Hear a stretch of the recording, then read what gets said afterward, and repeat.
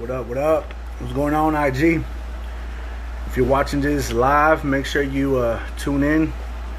I will post this on my IG page. If you're watching this on YouTube, make sure you like, comment, and subscribe to the YouTube channel State of Mind University. Right now, I'm gonna. There you go. What up, D Hawk? Send me a request, bro.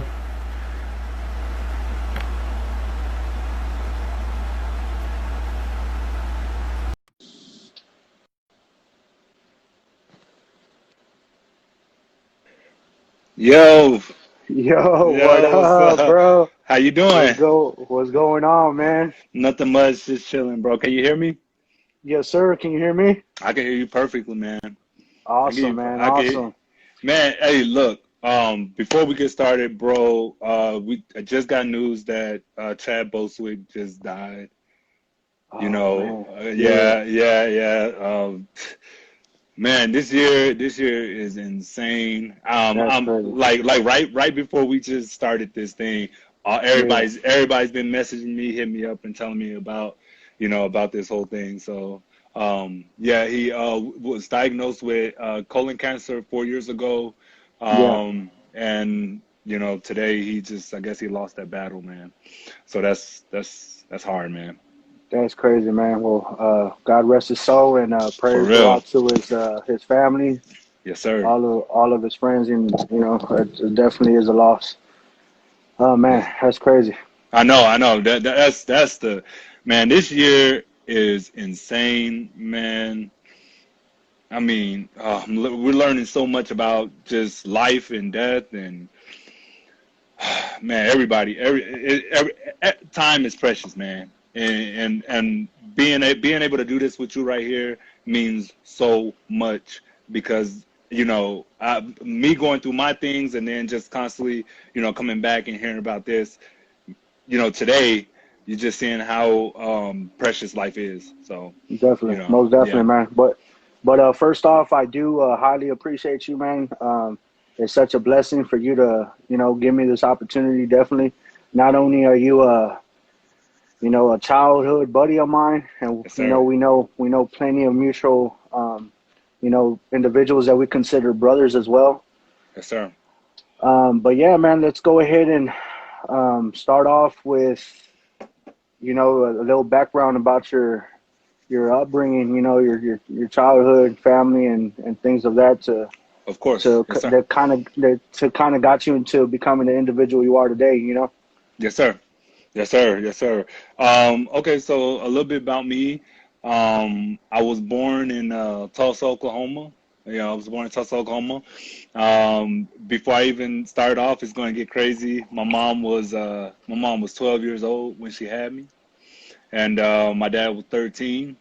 And he was addicted to the street life. That was his thing. And I never really got to spend too much time with him throughout my childhood because he was always in and out of jail. Always just that regular old story. A lot of people Yeah, got, a lot of people have. And yeah, so yeah, she was 12 years old, going on 13. I was born August 6th. You got Tulsa, Oklahoma, and then we really had to. She once she came of age, she had to find a way to get us up out of Tulsa, Oklahoma, and that's when I came a military brat, and she got into the Navy. I think I was like six and a half at that time hmm when she had finally was able to get signed off on, and she was able to join the Navy. Navy. And yeah, and then she did that, and she got us up out of Tulsa, Oklahoma. It's a tough place, to come from, to make it up out of. And a lot of people don't we don't you don't have no money there. It's a real blue collar, hard working place. And she got us up out of there, and I moved to Maine, and that Okay. going from Tulsa, I'm mostly black. I'm around all black people. I never hmm never never around no never around any other race. Yeah. And then my family's from Mississippi at that. So Okay. my core is from Mississippi. So coming from those two places, and then having to go up to Maine was just like, that was crazy. It was A what. complete different scenery for you, environment for you. Yes, yes, and it was so hard because I remember, and I always tell the story when I'm telling this story right here, is that I knew some things was different when I got in front of the class, because the teacher asked me to introduce myself, and I got in front of the class and I didn't know how to speak. Okay. I didn't know how to talk. I still had that Southern drawl, that Mississippi The drawl, that. accent. Yeah, the Yeah. Okay. accent, Okay.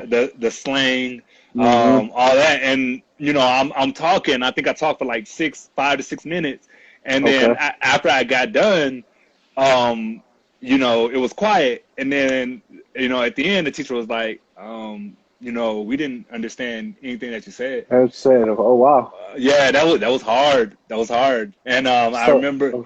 Yeah, I remember having to go home and tell my mom, and it was just tough. It was tough to deal with. so what did you do when like to kind of I guess develop your speech or your grammar and stuff? Like how did you break out of that? Well, okay, so my mom was like, growing up with my mom, obviously, single mom or whatever. Hmm. She was like a taskmaster. I mean, Okay. she was like me. She got me books and comic books and all these things. And I mean, I used to be up all night reading, just reading, Okay. reading, and she wouldn't let me do nothing else. She wouldn't let me do nothing else. I had to do homework and read. She'll get that So, she'll get that belt, that switch. She'll get that she'll get that them plastic hangers or okay. whatever. She'll get that, and then she'll make so sure. so that so that got you talking right. Yeah, yeah, All it right, did. man. Yeah, it did. So that's crazy. That's good, man. Yes, So sir. so going from Oklahoma, right? Mhm. And then Mhm. you had family from Mississippi. Then you made the move to Maine. So when did you come out here to Texas, to San Antonio? Oh, Was San Antonio the first, or are we skipping a place in between no, no, Maine no, and? no, no. Okay, You're not skipping a place at all. So she ended up meeting my stepfather, and okay, he was a soldier. hmm At that time, I think he was like, again, he was young. He was a specialist, I think, at that time. And a specialist is like, you're still kind of low on as a soldier, you're still, hmm you're still kind of trying to learn everything. And okay, he met her in Maine, and they got married, and he got stationed out here in San Antonio, and I think it was year 2000. It was year hmm 2000. It was because I spent the New Year's over in hmm Maine. I remember the whole they thought the world was going in, yeah, yeah. Y2K Why and two all go that. bad? Yeah, yeah. That's crazy. Yeah, The the I spent that New Year's there, and then by the summer, I think we had summer 2000, we kind of moved out to San Antonio. okay. Yep, yep, that's when I got That's here. crazy. Hmm. That's crazy, man. And it, So, what middle school? Because you didn't go to Jackson or Nimitz with us, right? no, I didn't go to Nimitz. I didn't go to Jackson. I'm gonna tell you when I got to Jackson. Okay. So I moved to San Antonio, and then Uh-huh. And then I went to a school called City Church Christian Academy, and Okay. it was a school kind of set up like the curriculum was set up like a homeschool type of thing, Okay. and in the classroom was with this is going you're gonna like this. In the classroom there was like maybe 6 or 7 kids, and they were all of different ages or different class levels or whatever. And then Hmm. we had another room with the young kids, but in my classroom, that's where I first met Noah Breeden, Okay. and I knew Noah before we moved on to Lee to any of that. So I had met Noah when I think I was so I was born in 19. I was 12 years old almost. I was almost 12, Yeah. Okay. and And so yeah, I met him, and that's where I started at. And then the next year, oh, the next year I moved on to Jackson Middle School, and Hmm. that's where I was able to meet James. That was my eighth grade year. Eighth grade Okay. year, I was able to meet James. He was like the first. The The, whole squad, yeah, yeah, Hector, yeah. Matt. Yeah. Well, see, this is crazy because me and him talk about it all the time. Hmm. Whenever we talk, is like, I had always been the new kid, coming from all these different situations, being in the military and all that. So Hmm. I was always the new kid. I never had a crew. I never had anybody to hang out with. I never had any friends, any brother. Like I had my little brother, but I didn't have like, I was already, when my brother came around, I was already 10. He was a baby, Okay. and then 11 and 12, and then I met James, and I had like that became family right Yeah, there. of course. Hmm. And I remember then the first day, James came up to me. I think he was wearing it was because he always had on the new kicks, the new Yeah, Jordans. He that's always what I had was on the telling new him. Jordans, and I remember there's a hill right before you get to the football field when you come out Hmm. when you in the back there, and then there's that cage where the basketball hoop and all that Yep. is. And I remember I was just standing there, and then James, I don't know what it was. I think he was wearing the 16s that day. I think he was wearing the Okay. 16s, Uh-huh. and I was just like, oh man, I wanted to talk to him, but I couldn't talk to him because I was like, man, I'm be cool. But he came up to me, and Yeah, he introduced himself, and ever since then, that was my best friend, man. that's awesome, man. That was my guy. Yeah, we talk That's about it all the time. yeah, definitely. And then of course, everybody that went to Lee and everything. And Yeah, then yeah. Hmm. as you became D Hawk, Yeah, you know yeah, what I mean? yeah, There's a yeah. bunch of good time. Before we go to Lee, the whole Jackson Hmm. era, those kids, you and let's see who else was out there. My best friends was like you. When I was out there, James, Eden. I mean, just all these people. They played a huge role because again, I was the new kid everywhere. So You were never in one place for a period of yeah, time to yeah, make yeah. the friends that you did here in San Antonio. Right, right. And I don't think, I don't think these people knew what they meant to me Hmm. until I got sick, but we'll get to that. Yeah, of But course. yeah, man, Eden, James, Matt, Josh, Duncan, Yeah. Hector, um, uh, Gilbert, just these people meant so much to me. Once I had moved to Jackson, because Yeah. I didn't know nobody, and Yeah, of course. everybody has spent time with each other in Nimitz Hmm. or coming from middle school, so everyone Yeah. knew everyone. Yeah, because So I knew Juan Zamora from yep, yep, pre-K, some more, yep. and I had went to Nimitz sixth grade, and he was at Jackson because I ended up going to a different elementary school after pre-K, Hmm. and then that's when I had seen him again, and that's where I saw everybody, from when I knew from elementary, Hmm. and then of course everyone from Nimitz, everybody got together when we all went to high school, of course. Yes, When yes. it came to Edgar, Eddie, Yep, yep. Gilbert, Callan, Corey, everybody, and the Yep, whole squad, K Lou, that yeah, dude. I love that dude so much too. Saint man, I had a lot of love, growing up with you guys because I never had any brothers. I never had any of that except for my cousins back in Mississippi. yeah, But again, being a military brat and having to, mhm, get away from that and being taken away from that so many times, it was just like, man, it sucked. So going to Jackson was like my first sense of normalcy, so it was cool. definitely. And I love the diversity of individuals that we had around us, and it was just always good times, man. Yeah. And I definitely remember, all the joking around, and but other than that, now at this age, I try to pin pinpoint certain Yes, things sir. from each individual. Like I was just telling James this when I had interviewed him, that not only was he one of the individuals that I would see, but definitely you when it came to like discipline and commitment and just always wanting to progress. Yeah, yeah, And definitely like, on the top of your IG you have positivity, empathy, and progression. yeah, yeah. And that right there, bro, like what made you choose those particular words? Because you could say positivity, empathy, and progression in Hmm. several ways.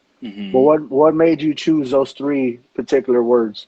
Well, okay, so first off, I got to give that up to like my Spanish teacher last semester. I go here to Texas Tech, Hmm. and whenever she send a message online, those were her tagline, and I was like, man, that's perfect for in the military. That's kind of like those are the things that we need the most, you Okay. know. So I was like, yeah, I'm definitely gonna add that.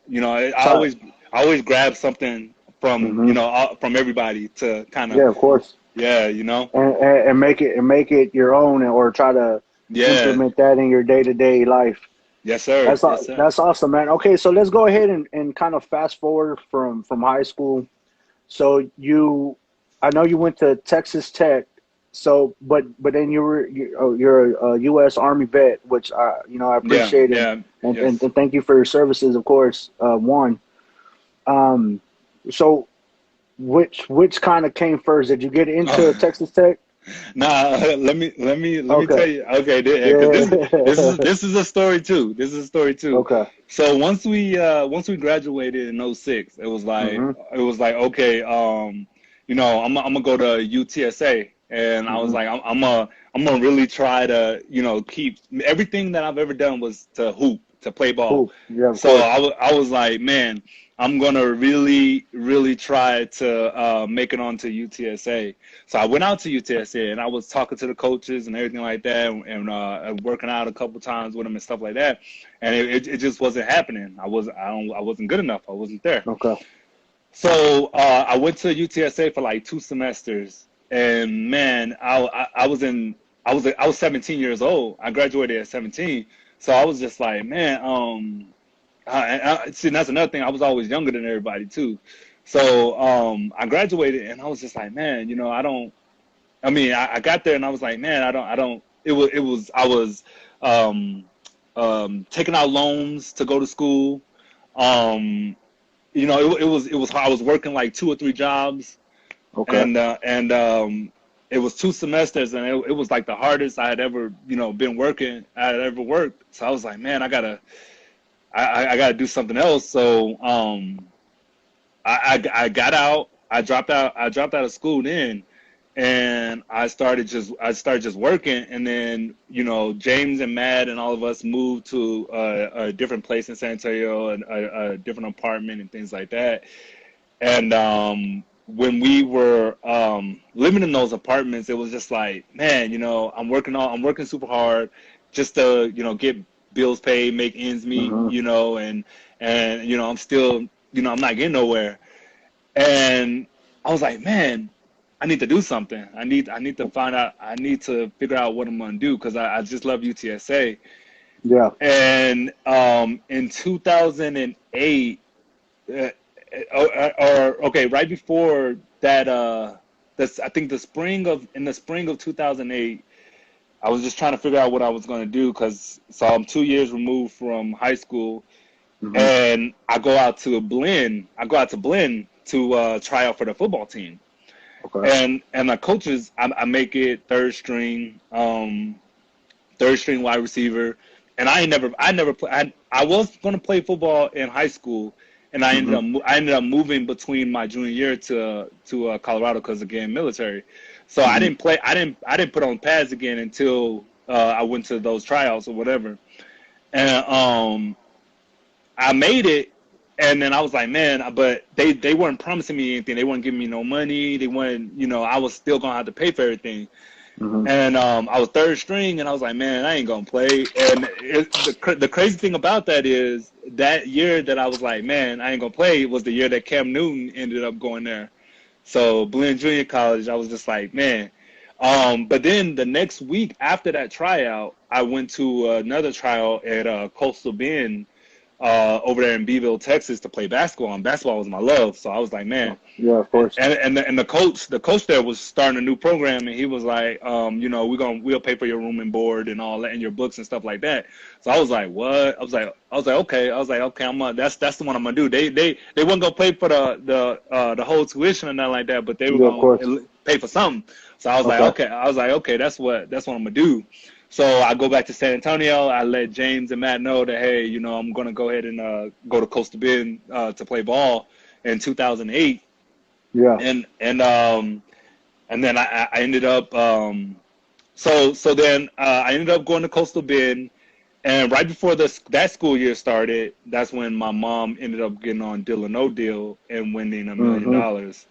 That's crazy. So I remember that. Yeah, so everything just started it just started going crazy and changing. Yeah. And I go to Coastal Bend. I played the 2 years there. I didn't have an opportunity to move forward. You know, so then at that point I was like, I'm not going back to San Antonio to, you know, sit on another couch or to, you know, whatever. So I was like, man, and I'm not about to continue going in debt with school. Yeah. So I was like, man, I'm going to go ahead and join the Army, because my mom, she already told me what it was. So yeah, of course. And before we go into the Army, go into that story, I know on a post you had said that the NCAA should treat their students or kids as employees. Yes. So they, you know, they'll be able to get paid, you know, and still be able to attend school. Yeah. Especially if they're providing value to the NCAA. Yes. So if we can kind of like touch a little bit on your thoughts on that, and that way you can kind of explain how important that would be and help individuals attend school while still pursuing their passions, or you know. Well, yeah, for sure. So it's like, you know, any other program or anything you do in school is like music or whatever. Those kids can, you know, go and get they can go and do all these what's that word I'm looking for? They can do apprenticeships, and they can go off and, you know, and they can still go to school, or they can still, you know, participate in their, you know, you in the band. You can still go off and work and do all this other stuff, right? You can still provide for yourself. You can still get a scholarship and you know, still go. And my whole thing is I've been an athlete, and a lot of people have this kind of they're kind of jealous of the athletes. Like, they get this attention, they get all this stuff, so they feel like, well, you know, what do they? You don't need nothing. You getting everything taken care of. And I'm like, well, you got to understand, this kid is actually bringing more value to the school than you are. You think you're bringing you think the little tuition that you're paying is you know, doing something. I'm like, these kids is bringing in millions of dollars, and I've been an athlete. I've been an athlete, and a lot of times they waking up before you wake up. They destroying their body for nothing. They destroying their body for some room and board or whatever. And, you know, I have friends that are wrestlers, that are football players, that are or whatever. And, you know, and even in class right now at Texas Tech, you know, the Army pays for me, but I feel bad for I'm in class with football players that, you know, they tired. They tired. They still got to train and study. Before look, me, I'm just waking up, going to class. They done already been up, you know, 4, 5, 6 hours over there, hitting the weights, destroying their body. At the end of it, they don't even know if they're gonna get a degree. At the end of it, they don't even know if their medical is gonna be taken care of. You know, their mom's at home.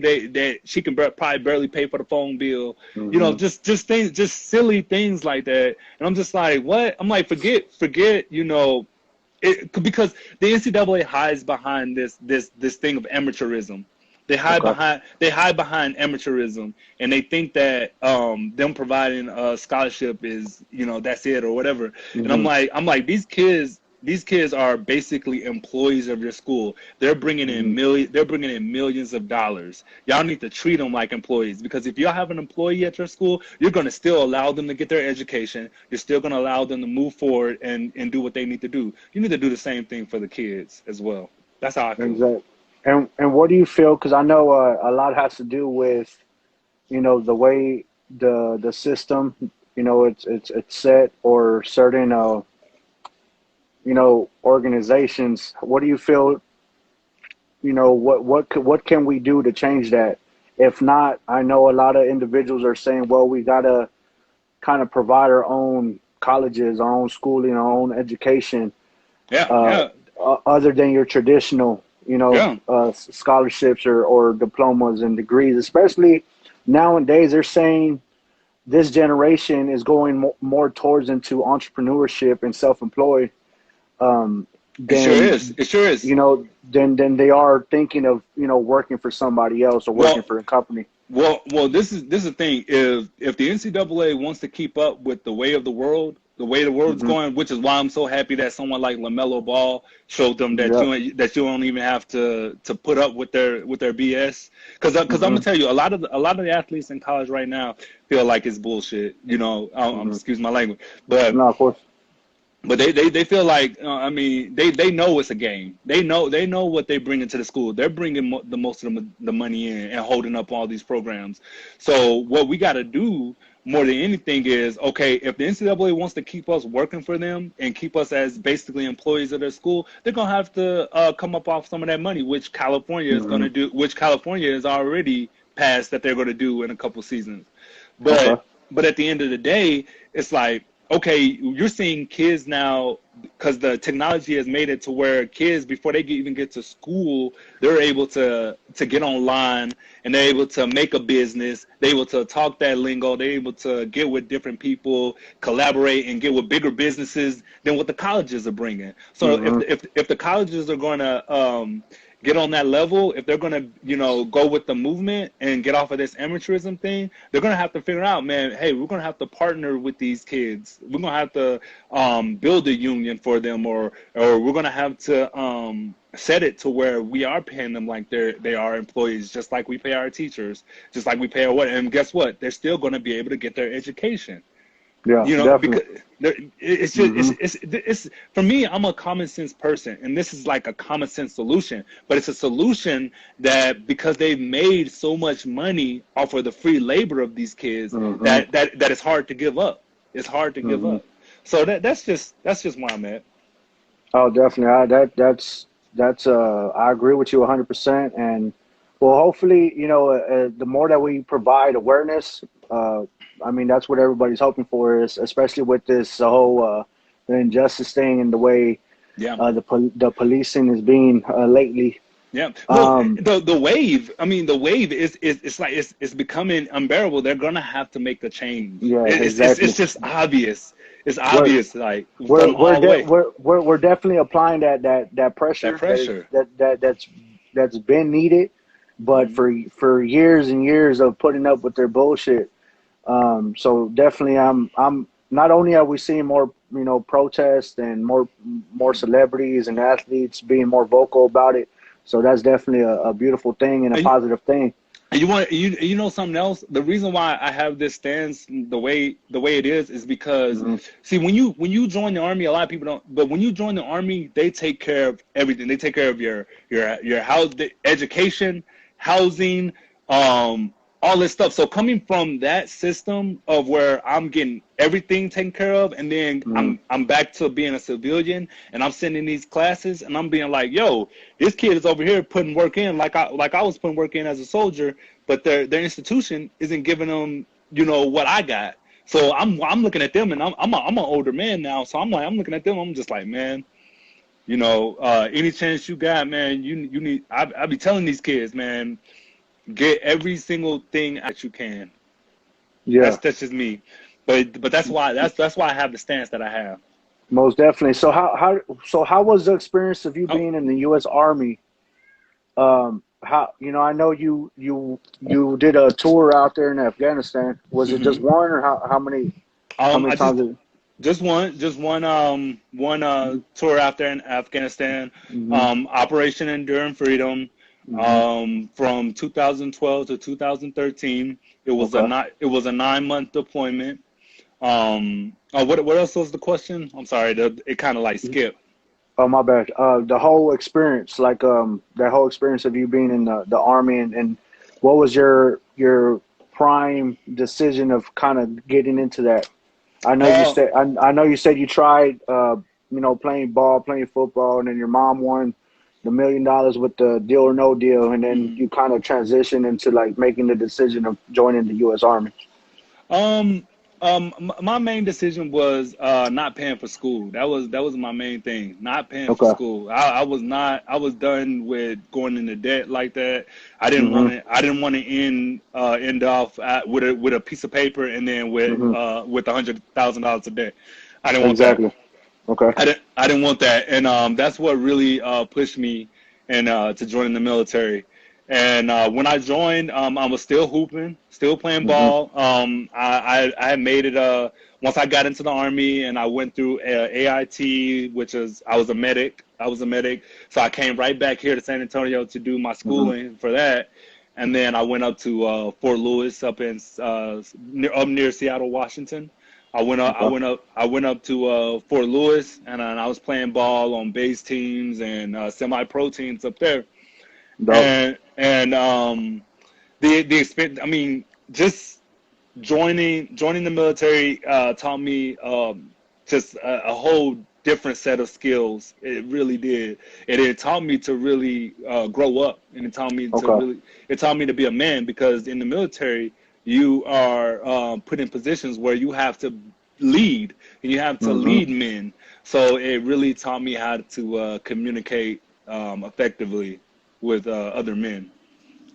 That's awesome, man. So definitely, so you became a man in the army. You developed a certain mindset. Hmm. Um, I'm sure you know the through the hard training. Day in and day out. Hmm. So about a year ago, right? About a year ago, you were walking out of the hospital Yeah. with what you said with a Whew. cane, Yeah. and and I don't even think I was what is this? This is 2020. hmm It was yeah, about early 2019. I was still on the cane. yeah. I was actually on the walker. hmm I had moved from the the uh the wheelchair to the hmm walker to the cane. Yeah, because you had a picture saying from a year ago walking out with a cane to now you're starting Yeah. to hoop a bit on the Yep. court, Yep. and then 3 years ago you got diagnosed or you got hit with valley fever. Yeah. Yeah. Um, 2017. Yep.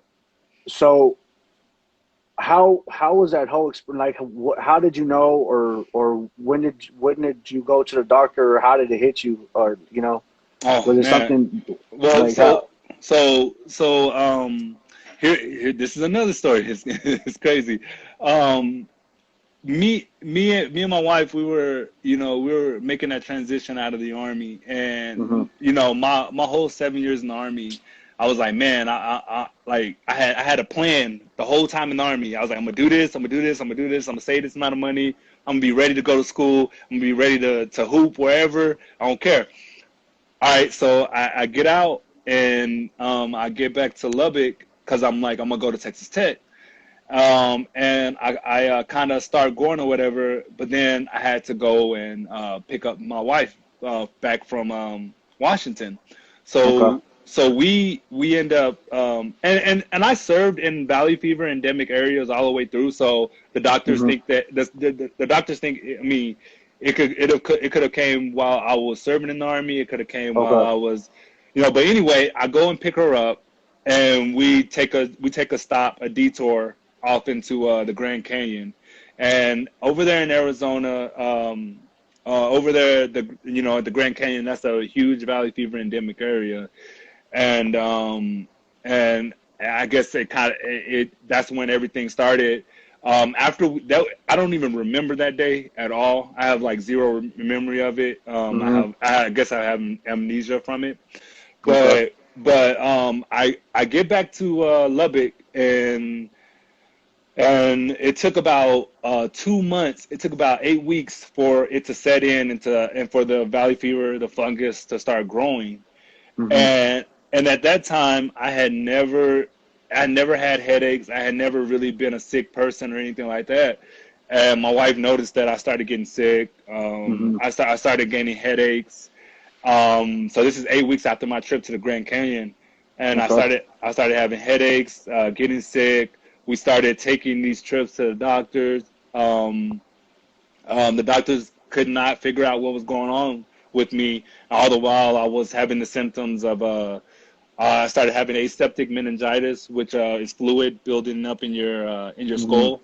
So it's really putting a lot of pressure on my brain. Mm-hmm. My eyes started to cross. I started to slur my speech.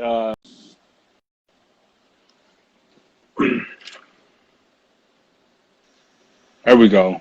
There we go. What's up, man? My That fault, man. that's all My right. my my boy had just found out too about Chad, man, and I'm like, oh Yeah, man, see, yeah, man, that's interrupting everything, man. I understand it. I understand it. That's all that right. that's crazy, bro. Hmm. I'm still in disbelief about that. Me too. Me And too. and then you having Kobe up in the background, Yeah. Hey. Hey. rest in peace. Whew, for real. So okay, going back, you were saying 8 weeks after being in the Grand Canyon, Hmm. you started to feel, I'm sure fatigue, Yep. headaches. Yep. You started getting, sick. So what was the day that they had to already admit you into the hospital, or what was that Well, whole day? Well, I had gone to the hospital quite a few times. My wife had taken me to the hospital quite a few Hmm. times. From so that our trip was in what was it, March or May, babe? It was in May.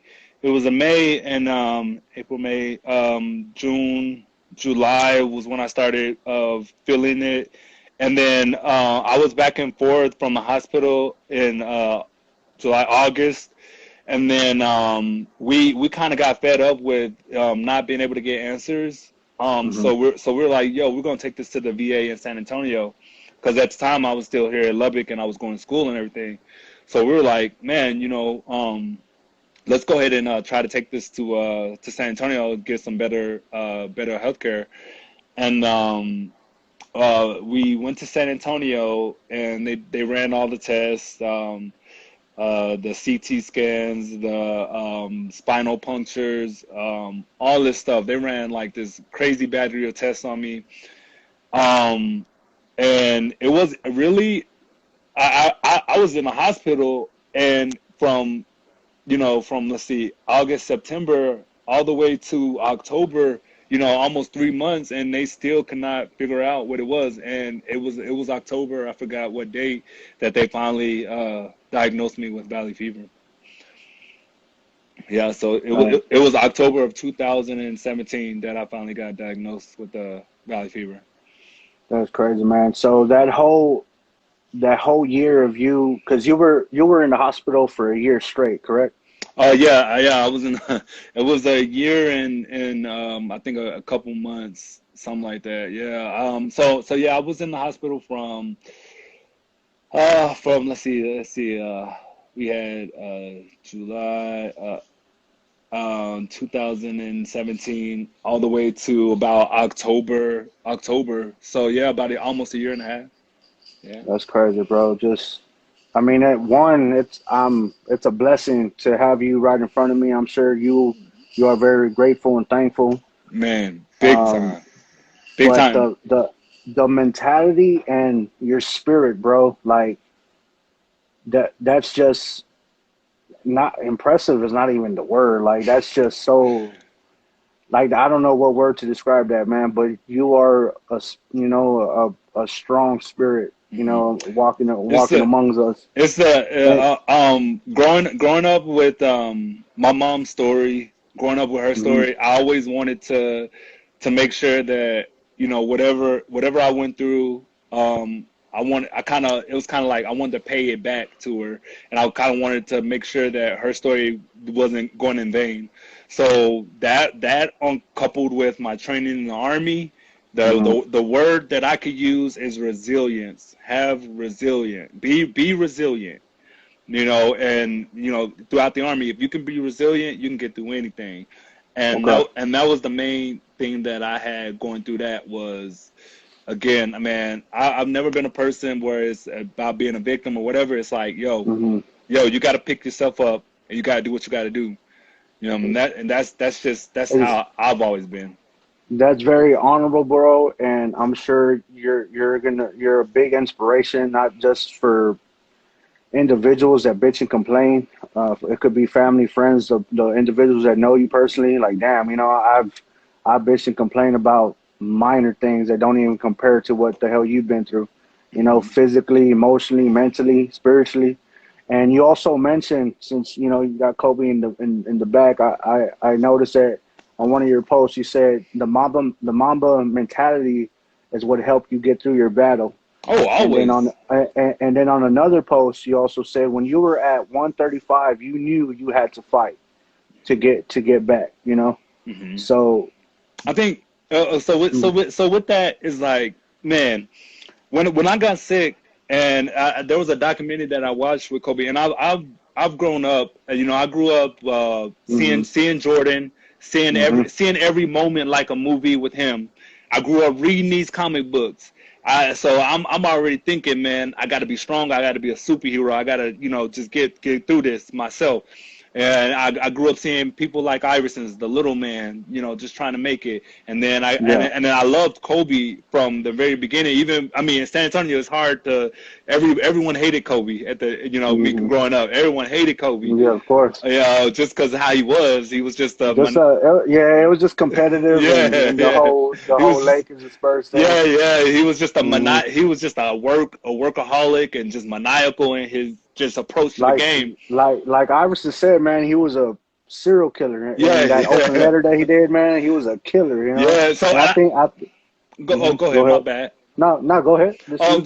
So yeah, sitting, or laying in that bed, or whenever I get diagnosed with something, or whenever the doctors will talk to me, I remember on one of the documentaries, they told Kobe, how long it was going to be, before he'd be able to get back on the court from Hmm. when he tore his Achilles, and Hmm. I remember I said, man, I want to be just like this dude when he just did this. All he did was, damn. And then he just picked himself Hmm. back up and he was like, "Yo, let's go. We just gonna work." And that's kind of always been my mentality. I've always loved it. Mentality. Yeah, I've always been drawn to that. I've always loved that. Yeah. No matter what, I was like, when I heard about this, when I heard I got diagnosed with this or whatever, I was Hmm. just like, damn, okay. I've spent my entire life training Hmm. and working out and keeping my body right. So I was like, okay, I want to know if everything that I had done before in training and exercising, because I had worked out my entire life. I had ate good my entire life. Hmm. I was never on anything. Hmm. And I said, you know what? I want to know if it was real. I want to know if the training was real. Was it just because I'm this athletic guy and I was gifted with certain genes or whatever?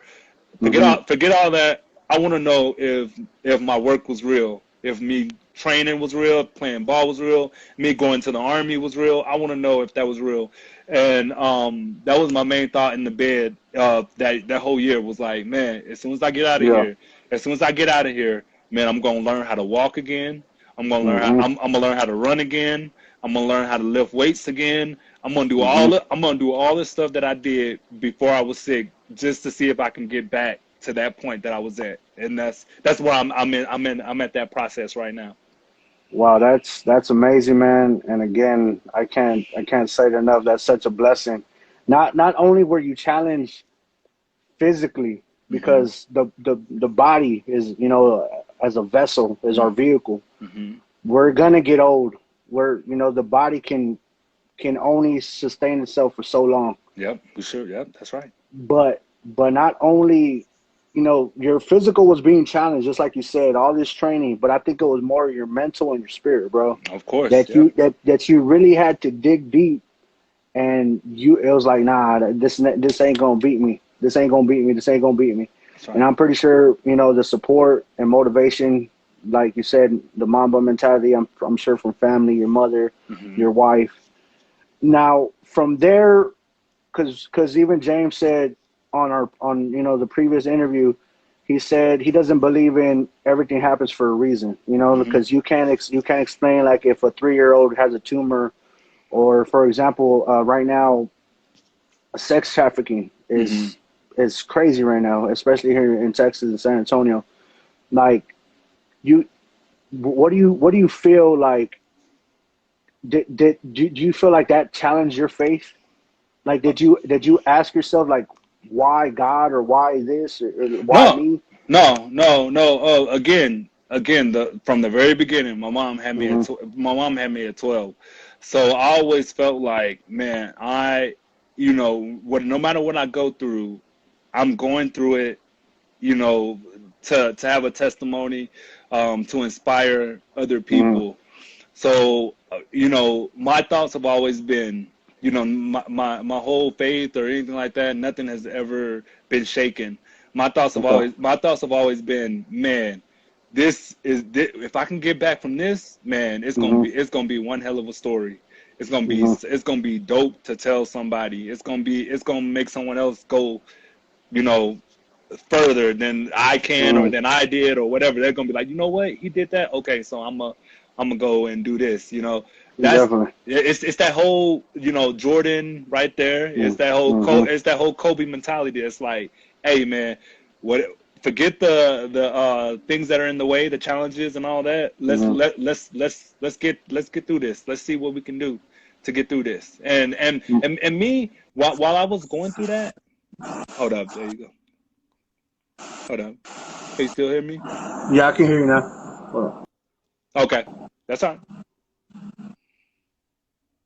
There you go. You good? Can you hear me? Yeah, I can hear you. It's kind of going out a little bit. Mhm. But yeah, man. No, there you go. Yeah, you back. You good. All right, Um, cool. yeah, but yeah, like with me, again, it's just I see a challenge, and I'm like, yo, let me figure out how to, just to get past it, and then I'll think about all the unfortunate stuff at the Yeah, of end. course. You know. So that battle definitely has made you, or turned you into, a walking testament, man. Hmm. What can you tell people? Because I know you like to bring, Valley Fever awareness. I know you mentioned you had some Facebook groups that you followed, and Hmm. you know on some of your IG posts. Hmm. Um, so what is it that you're contributing to, like I said, the Valley Fever awareness? Right. So honestly, there's a person on there who's gone through it with her husband, Hmm. and she's like the leader of the group over there. Her name is Sharon Phillip, Hmm. and when she's wanted to reach out to me to talk to newspapers or whatever things like that, and then she's written books, and I guess I try to direct people to her because she's kind of like Okay. she's kind of the subject matter expert on this whole thing. Hmm. I'm new to it, Hmm. but going through that group and talking to all the people that are new to it, that come to it, they're always trying to figure out what did I do to because a lot of people they don't get back to this point where I'm at, where I'm able to go train for however many hours I want to, where I'm able to run 5 miles every single time I work out, where I'm able to do certain things. There's a lot of people that just aren't able to get to this point that I'm at. So Yeah. I try to give them as much of encouragement first and inspire them, and then also give them as many tools as I can to go out there and start training themselves. I'm also my degree is in kinesiology, and Hmm. when I go forward, I want to make sure that I'm either working in rehab or working in training someone that has been through. the same things that I've been through. Yeah, that's awesome, man. Well, definitely, I'm glad you're doing well. You're stronger, and if anything, this is gonna, with everything going on, 2020 has been a crazy year for sure. Hmm. Just recently we had some sad news, of course, about Chad, Kobe earlier this year, and this whole COVID thing, and people, losing their homes, their jobs. What would be some of your, some of your suggestions or your words of encouragement, since you're considering this your comeback season, Yeah. especially everything that you've been through. Um, Yeah. 2020 has been crazy. mhm, But what I always tell people from my experiences, and again, I almost there's a point during that whole Valley Fever thing that they didn't know if I was going to live. mhm, And I tell people all the time, while you're here, do with what you can with your time. Do the best you can with it, because when I was in that bed, I didn't hear any voices. I didn't hear any devils. I didn't hear any angels. I didn't hear anything. It was just me. okay. And I figured, after that, I would make sure that every single moment that I have, I wasn't gonna live it to just work. I wasn't gonna live it to beat myself into the ground or to be stressed over all these different things. I said after that, I'm gonna make sure that me and my wife, we're gonna have a life where we're just enjoying each other, enjoying our time. We're Mhm, being free. So I tell people all the time, go out for what you love.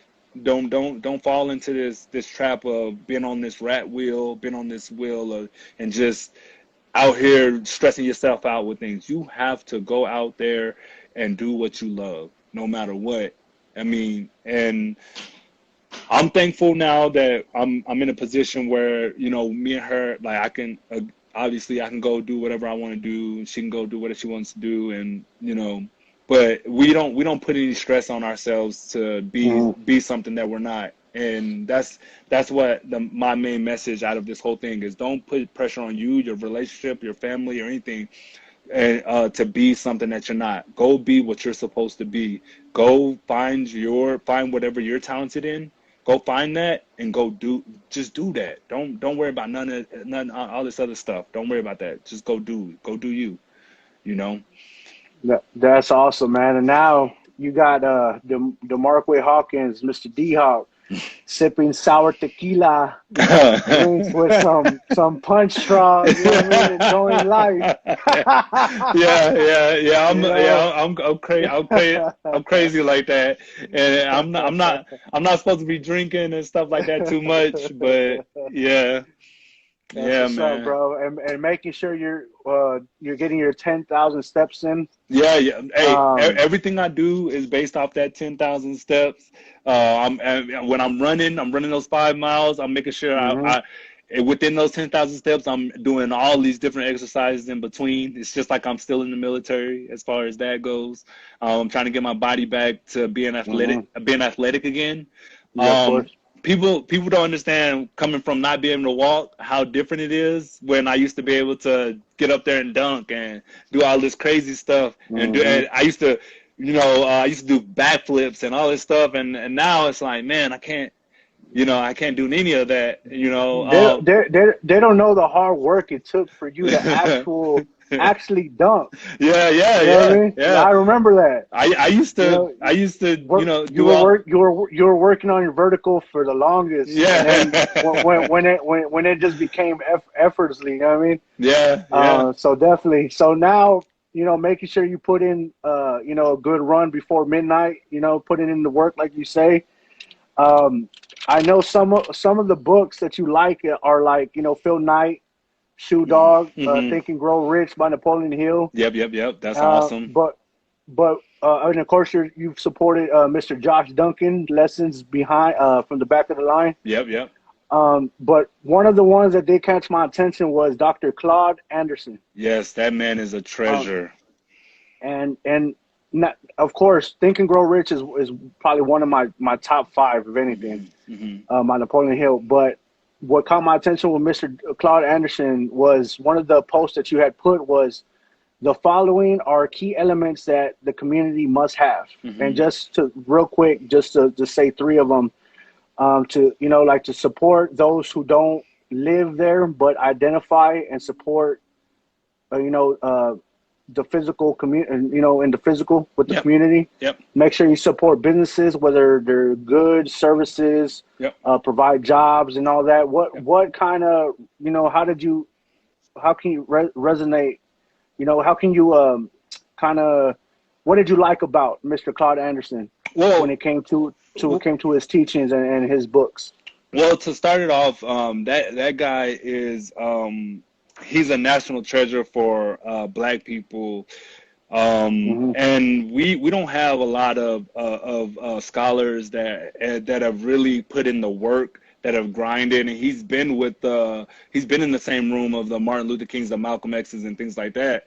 And he's 85, and me finding him and watching his videos and seeing him on Breakfast Club and all that, Hmm. um, I just wanted Yeah, to. because that's when I first saw him, was the Yeah, Breakfast Club.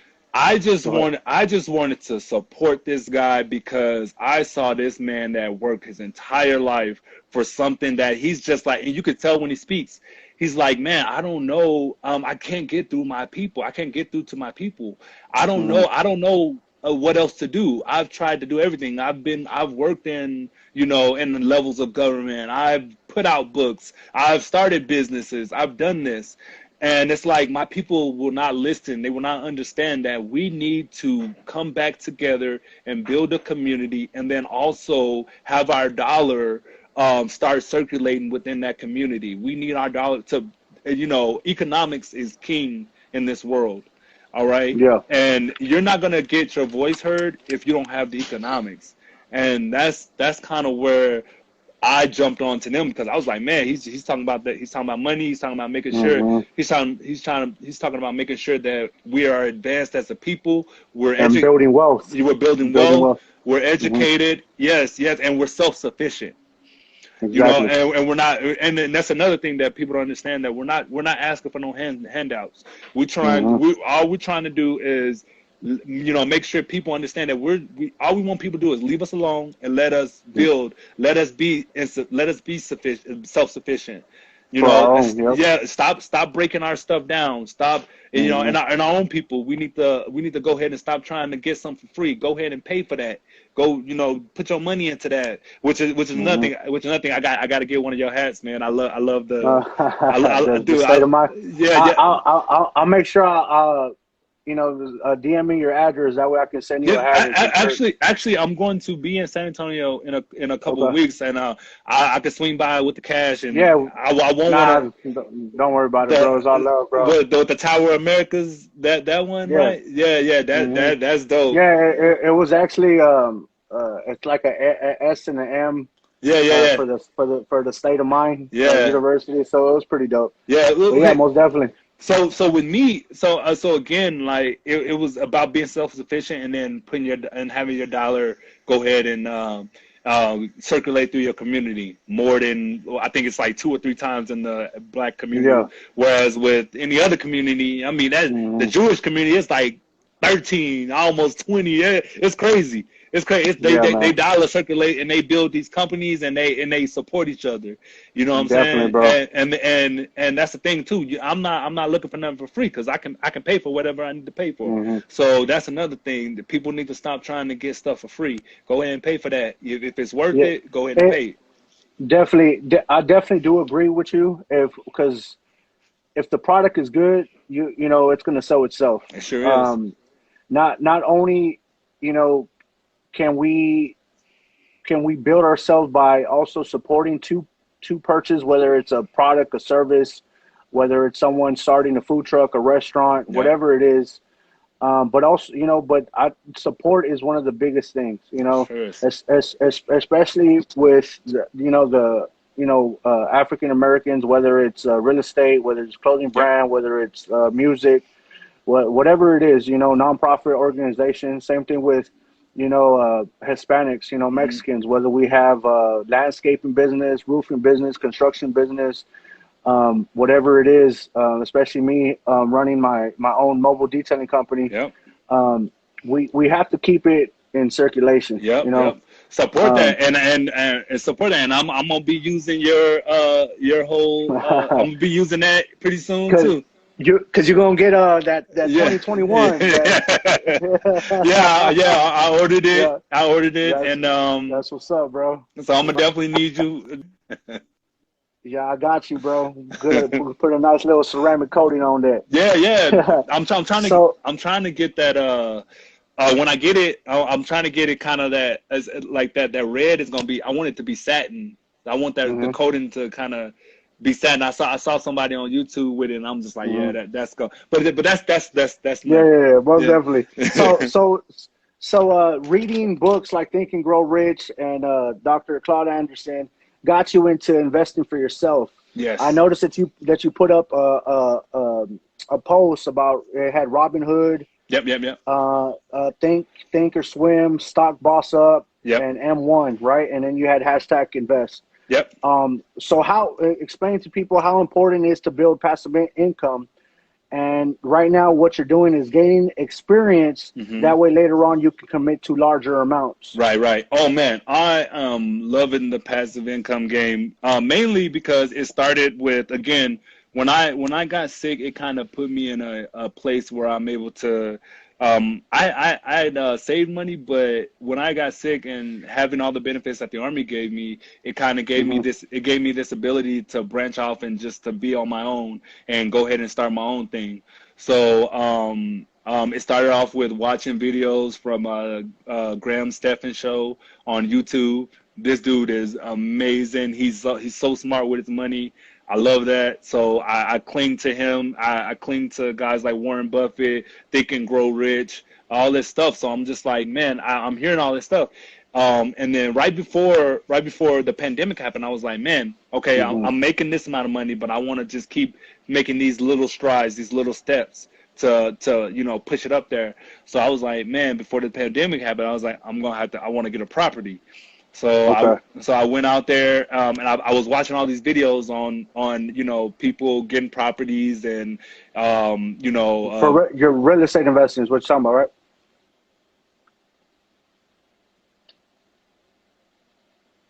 sorry about that. What'd you say? Real estate investing. So you were Hmm. kind of looking into real estate investing, Hmm.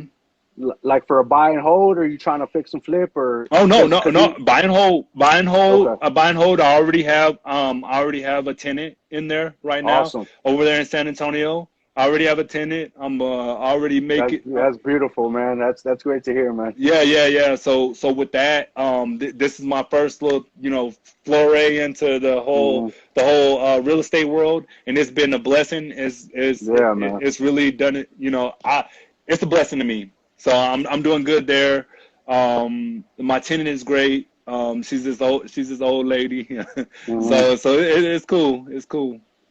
That's awesome, man. So tapping into Oh, oh, so so I, go ahead. so I have the real estate, Yeah. and then I was like, okay, I got that down. Now, I'm gonna grow that, hmm and then I was like, okay, well, during this time, I need to go ahead and start putting some money away. So I started hmm a few different investment accounts, and then I just started investing in companies that I really use. I was like, okay, Of course. so with me going out and buying stuff, like if I'm gonna buy it, then I might as well go ahead and invest in it as well. So that's going from the Apples that we use, the hmm Amazon, the WalMarts, the Nikes, Nike. Yep. Puma. I'm invested in Puma. Yeah, I saw Um, that. yeah. So it's like you get all these, you get all this stuff. Well, you need to go ahead and own it. So that's what I started with the investing. It's like, man, I'm gonna get something that I really use, and I'm just gonna keep putting money into it. And then also doing the going by Warren Buffett's strategy of investing in index funds. I'm real hmm big. I'm real big on that. And then you get into these funds where you're seeing dividends, and Yeah. that's the most fun because it's like, okay, how can I build up these dividends to just keep giving me some money, now I'm trying to, you figure out all these different ways of getting that money to work for you. That's like Yeah. the biggest thing with Learn, me. yep, and learn about compound interest and all Yeah, that. yeah. So Hmm. you trying to, like, just being able to be like, man, my money can work for me. I don't gotta, I get up. Make, yep. I get up every single morning. I make my coffee. Hmm. I turn on the stock market. I watch some ESPN. I drink my coffee. I'm good. Like, I'm like, Yep. man, it's the life. I'm living like a kid That, still. that's a beautiful thing, bro. And I don't know if you had the opportunity to read the book Rich Dad Poor Dad Hmm. about the four quadrants. Yep.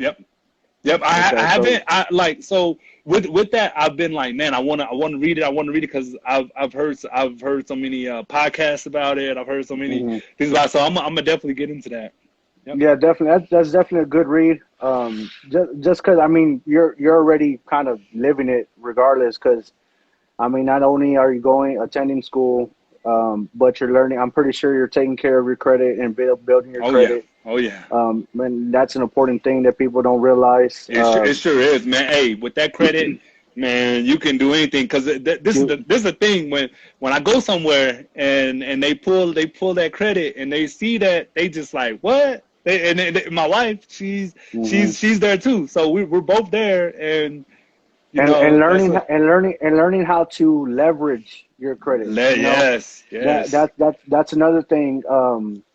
I believe it's called Burr method, yeah, the Burr the method, Burr yeah, method when yeah, it comes to real estate. yes, yes. So I'm pretty sure building a certain amount of equity, Hmm. then you're getting a loan off of that property, and then you Hmm. use that to get another property, and then you repeat. And that's the steps. I'm in the beginning of that, and Hmm. that's exactly where I want to go with it. That's And then, right. of course, there's other methods like subject to. There's also wholesaling, which Hmm. you need little to no money sometimes.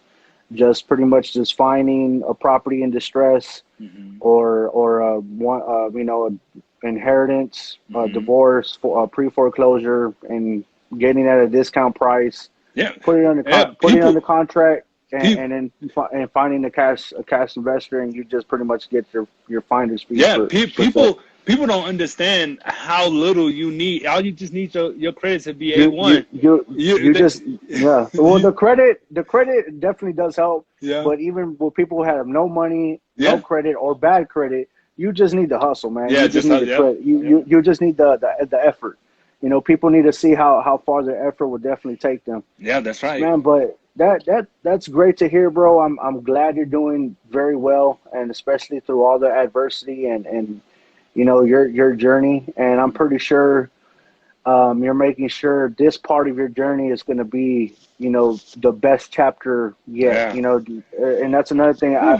I can't help but to reference our brother Mr. James Rios um, because he means so much to us, of course. But he also said he's just trying to provide. He's just trying to write the best book, the best Yeah, novel. yeah. And that's pretty That's right. much what we're all wanting is just to be happy, be healthy, and to be able to enjoy life. That's right. And I think through your investments and you building generational wealth or wealth in general, Hmm. it's going to be able to provide you the freedom and the time you're wanting to be able to do what you're wanting with your Hmm. family or for yourself, Hmm. and all your struggles and your adversity, you're going to be able to share your story with others who are Hmm. going through their own struggles and adversity and this hard times, especially right now Yes, in sir. 2020. Um, Man, this was probably one of the best interviews I've done, bro. And That's what honestly, I was going for. That's what I was going for. No, Matt, no, and Matt's man. I loved his man. no, Matt, match was, yeah. I mean, Matt Gifted Hands is dope. James, of course, that's my best friend. I heard, yeah. So yes. I mean, so far the interviews I have done, bro. I mean, have I can always take away something, and I'm just wanting for everybody to do the same. I just want to provide some value, and Yes. it's more important for me to share y'all's story, and But of course. you've always been like that, man. Going into your closet putting rapping and making a CD in high school and stuff like that. Come on, Yeah, man. bro. You've always been like that. So No, I know. In a way, I do go back and I try to think about like, damn, what, the certain little traits that I, what kind of made me who I am today. Because today, bro, I'm a father of four. yeah, And me and wifey have we make it work with our four beautiful kids, man. yes, sir. And I'm just trying to be a good example for my kids. I got three boys and one daughter. Yes, sir. And not only have I had individuals such as yourself in my life, but definitely tapping into books, what we're reading, Thinking Grow Rich, Gary Vaynerchuk, Yes, sir. Grant Cardone, even Bob Proctor. If you haven't had the opportunity to check out Bob Proctor, like he'll, just shifting your paradigm and making the decision of, okay, if you can't change a certain, just like you said, if you can't change a certain outcome, a certain problem, then you change the way you feel about it. Yes, yes. Change the way you feel And, about it. Figure it out. Figure it out. Go through it. yeah, It's nothing wrong. and It's just nothing keep. wrong with that. Hmm. We're Yeah, definitely, bro. we're all here trying to figure it out, man. That's what a lot of people don't understand is that Hmm. we're all making it up. We're all trying to go.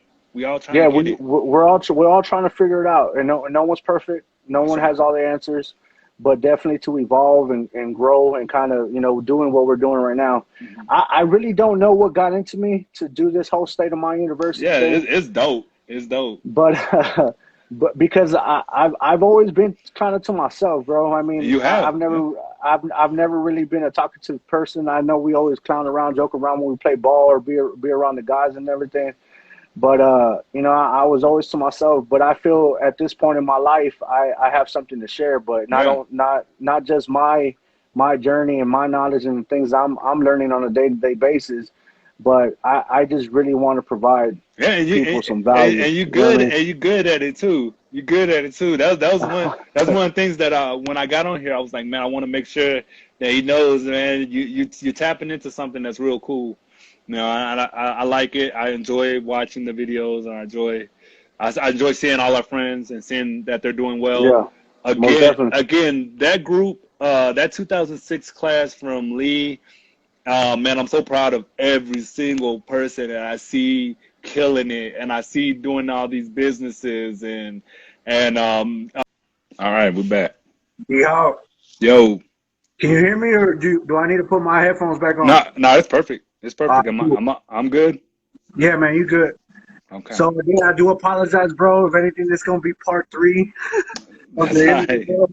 I don't want to take too much of your time. I know you got your wifey at the crib, and I'm sure she wants your undivided attention, and she wants to spend some time with you. And Yes, but sir. yeah, like I was saying, bro, you're a walking testament. I appreciate your time. And it's a I blessing to appreciate have you. you. It's a blessing to have you here in front of me, and thank you for blessing me with this interview. And I'm hoping, well, not hoping, I'm pretty sure, I know that people are going to get inspired by your story Hmm. and your battle with valley fever, of course. But not of course, your struggle and adversity that you had to go through that, but definitely your growth, Yes, sir. your growth and your progression you've overcame that, and the things that you're doing, and kind of giving people a perspective and a clear vision of, damn, I can do that shit too. You sure Because can. maybe if they didn't go through a sickness such as yourself, valley fever, or maybe, some people, with the cliche stuff, Hmm. that's very true, that some people are raised by a single mother, or sometimes they don't have neither a mother or father in their family, That's right. or in their lives, or they blame certain circumstances, but trying to pinpoint and find a reason to get out of their certain situation. And hearing your story, such as with the army, schooling, um, investing in real estate and stocks and all that, and everything that you've been doing up to date, and I'm excited to see what you're gonna do within these past, I mean, within these next few years. Yeah, we'll see. And I wish you nothing but the best, bro. Same And to you. let's keep in contact a lot more, bro. Yes, Definitely, sir. because again, and I know for a fact that I can't put all the blame on my friends or nothing like that, because life happens. Yes. You've Yeah. gone through your stuff. Again, I'm raising my kids. I got. Yeah. Everyone's living life trying to make it. Yeah, exactly. Everybody has their own life going on and their own schedule, their own time. So it means a lot to me that you were able to make this time. So, But yeah, man, just let's keep in touch, yep. and I'll definitely post this on the IG and then on the YouTube channel, and I'll go ahead and send you the link as soon as it's done. All right. Yes, sir. Yes, sir. All right, man. You take care of yourself and God bless, Mr. D Yes. Hawk. God bless you too. Thank you. All right, bro. All Peace. right. Bye. Yeah.